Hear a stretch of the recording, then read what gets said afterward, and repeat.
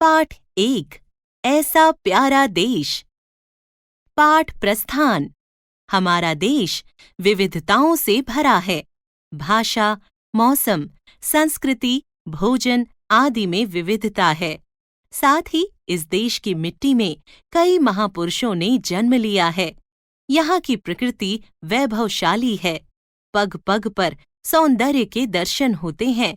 प्रस्तुत कविता में कवि हृदेश ने राष्ट्र के वैभव का बखान किया है।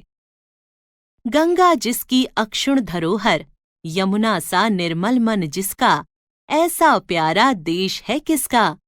सबसे पहले सूरज आकर रच जाता सिंदूर सुबह का, लाली किरणें चुनर बनाती, भोर करे श्रृंगार दुल्हन का। हिमगिरि जैसा रक्षक जिसका, ऐसा प्यारा देश है किसका।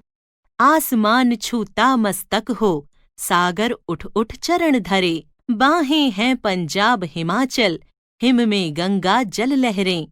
सोना हीरा कण कण जिसका, ऐसा प्यारा देश है किसका। भाषाएं खुद गहना बनकर, रूप निखारें इस दुल्हन का।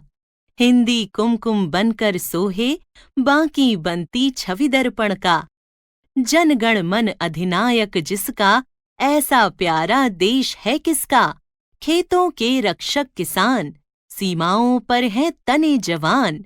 राम कृष्ण अल्लाह सबके हैं, पढ़ते सब गीता कुरान।